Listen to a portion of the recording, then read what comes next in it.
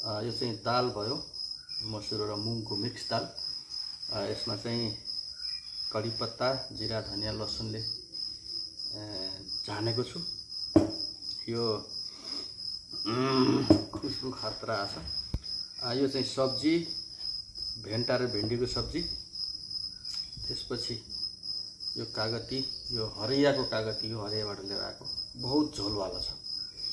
यो हरिया खुर्सानी नभएर रातो खुर्सानी ल्याएको छु।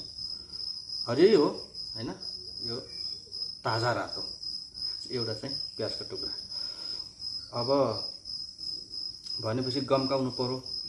गम कि गम, यता बस तिमीहरू, यता बस, तिमी यता बस। यता चाहिँ अब दाल खनाउनु पर्यो। गुटुङटुङ गुटुङटुङ गुटुङटुङ, बाक्लो बाक्लो दाल। ल रमल रामल पार्ने, च्याम्म खाने। आहा कस्तो छ है, चाखौँ।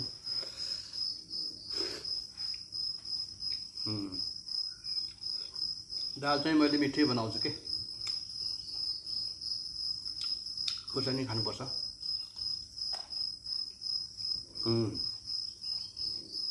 च्याउको सब्जी है,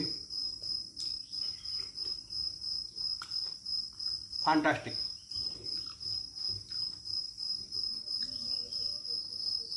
अनि भेन्टाको सब्जी पनि खानु पर्यो। ट्याक्कै सब्जी, ट्याक्कै यसरी खाने।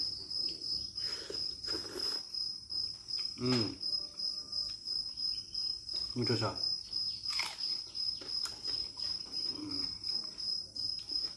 कागती हेर्नु, रस बहुत रसिलो छ यो कागती।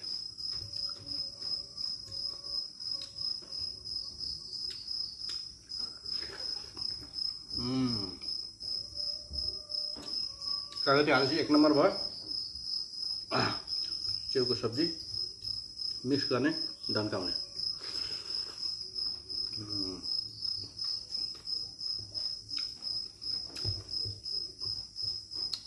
निकै स्वादिलो छ।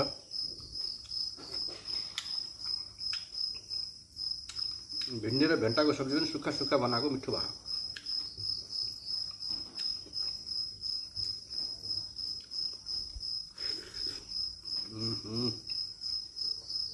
गजब छ। मैले यो भात सबै खान्छु।